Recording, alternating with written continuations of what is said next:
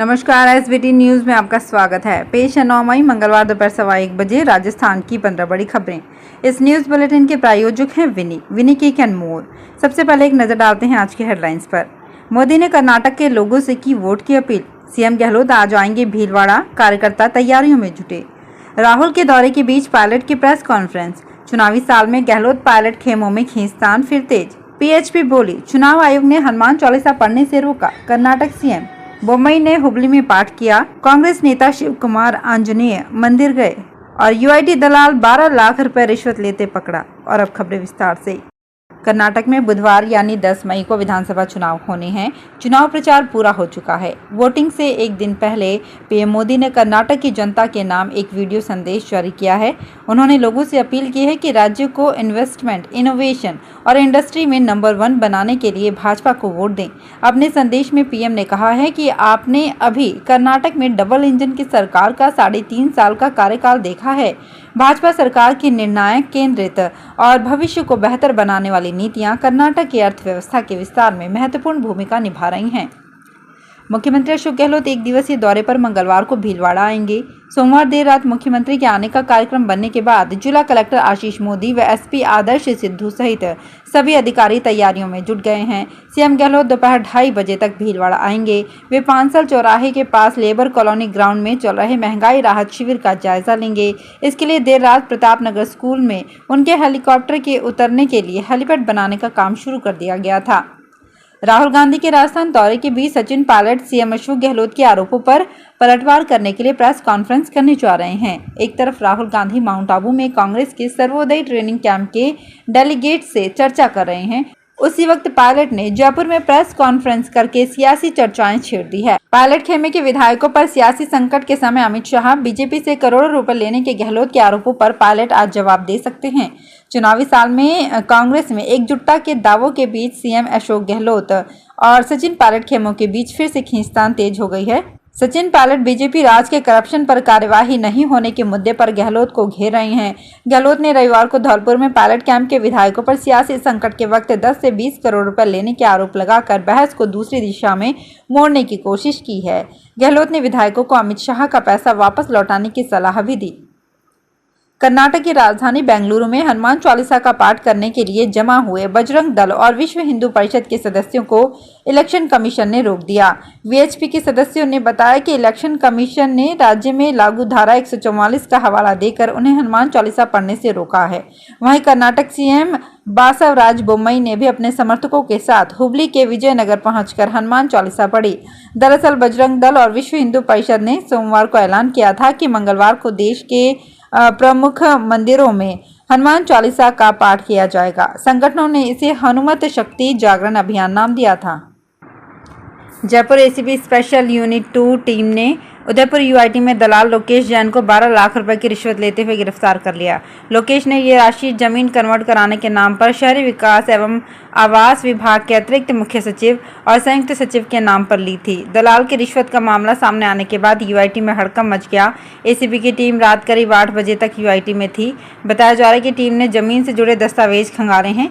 ACB मुख्य सचिव और संयुक्त सचिव से भी आरोपी के संबंध में पूछताछ कर सकती है। 1 जुलाई से प्रारंभ होने जा रही अमरनाथ यात्रा को लेकर भक्तों में जोरदार उत्साह है। तैयारी प्रारंभ हो गई है और सुबह घूमना और प्राणायाम किया जा रहा है। डाइट चार्ट फॉलो कर रहे हैं। बाबा बर्फानी की गुफा 13,000 फीट की ऊंचाई पर है, इसलिए लंबी सांस लेने का अभ्यास किया जा रहा है। जो लोग पहले अमरनाथ यात्रा कर चुके हैं वे अब दूसरे लोगों को भी सलाह दे रहे हैं।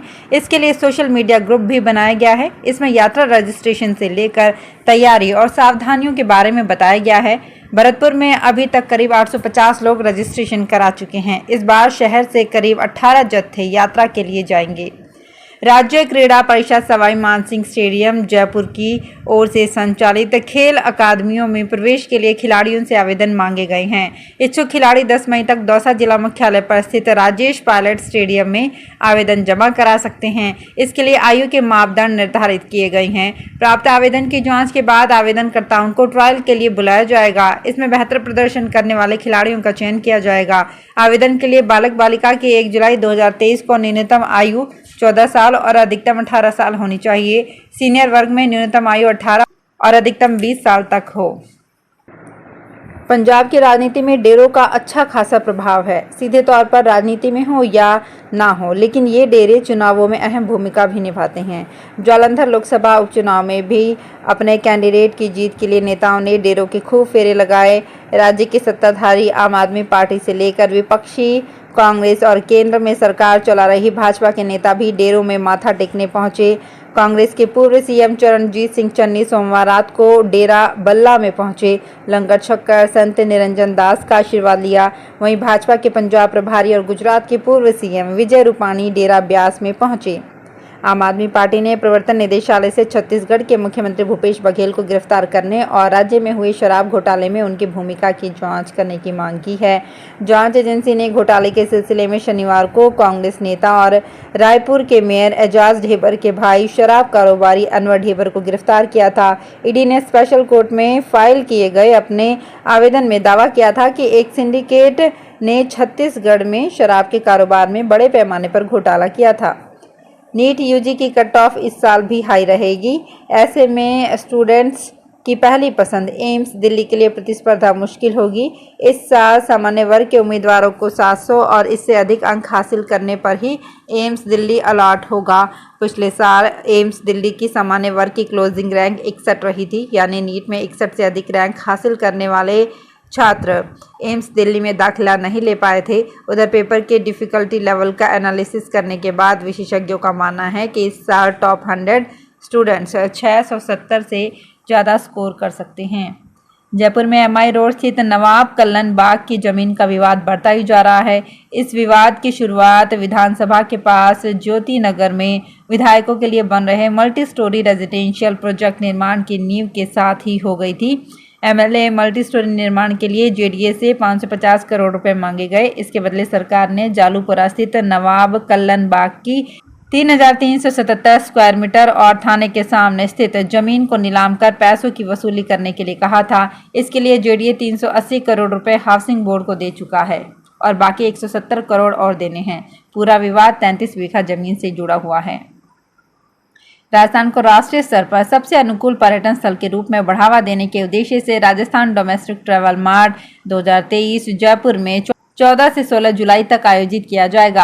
आरडीटीएम के तीसरे संस्करण का आयोजन पर्यटन विभाग और federation of hospitality and tourism in Rajasthan की ओर से संयुक्त रूप से किया जाएगा। इस मार्ट को राजस्थान के सभी उद्योग संघों से भी समर्थन प्राप्त होगा। ये आयोजन होटल, रिजॉर्ट और टूर ऑपरेटर्स के लिए भारतीय घरेलू पर्यटन बाजार की क्षमता को बढ़ाने का प्रयास करेगा। यूपीएससी ने सिविल सर्विसेज एग्जामिनेशन प्रीलिम्स के ई एडमिट कार्ड जारी कर दिए हैं। प्रवेश पत्र 28 मई तक डाउनलोड किए जा सकते हैं। ऑफलाइन परीक्षा 28 मई को देश के विभिन्न सेंटर्स पर आयोजित की जाएगी। आईएएस के 1105 और आईएफएस के 150 पदों के लिए ये परीक्षा आयोजित की जा रही है। कुछ पद निःशक्तजनों के लिए भी आरक्षित रखे गए हैं। यूपीएससी की ओर से जारी सूचना में बताया गया है कि परीक्षा शुरू होने से 10 मिनट पहले केंद्र का मुख्य द्वार बंद कर दिया जाएगा। सुबह की पारी में उम्मीदवारों को 9:20 तक व दोपहर की पारी में 2:20 तक रिपोर्ट करनी होगी। राजस्थान के भरतपुर जिले में टमाटर की कीमत नहीं मिलने से किसान बेहद परेशान हैं। किसानों का कहना है कि उन्हें लागत से भी कम भाव मिल रहे हैं। इसके चलते किसानों ने इस फसल को मंडियों में ले जाना ही बंद कर दिया है और खेतों में सड़ने के लिए छोड़ दिया है। आर्थिक तंगी से जूझने के साथ किसानों के लिए घर चलाना मुश्किल हो रहा है। जिले में करीब 250 हेक्टेयर क्षेत्र में टमाटर की खेती हुई है। बेमौसम बारिश से भी फसल बर्बाद हुई है। कर्नाटक विधानसभा चुनाव के प्रचार का शोर थमने से पहले राजस्थान की सियासत में उठा तूफान और बढ़ता दिख रहा है। सचिन पायलट गुट और भाजपा नेताओं पर सीएम अशोक गहलोत ने 10-10 करोड़ के लेनदेन का आरोप लगाया है। एक दिन पहले ही सीएम ने धौलपुर में एक सभा के दौरान सचिन पायलट कैंप पर बगावत के वक्त बीजेपी से करोड़ों रुपए लेने का आरोप दोहराया है। साथ ही अमित शाह को पैसा वापस लौटाने की सलाह दी है। रविवार को धौलपुर के राजाखेड़ा के पास महंगाई राहत कैंप की सभा में गहलोत ने कहा था कि सियासी संकट के समय हमारे विधायकों को 10 से 20 करोड़ रुपए बांटे गए। तो फिलहाल इस बुलेटिन में इतना ही। फिर हाजिर होंगे कुछ और बड़ी खबरों के साथ।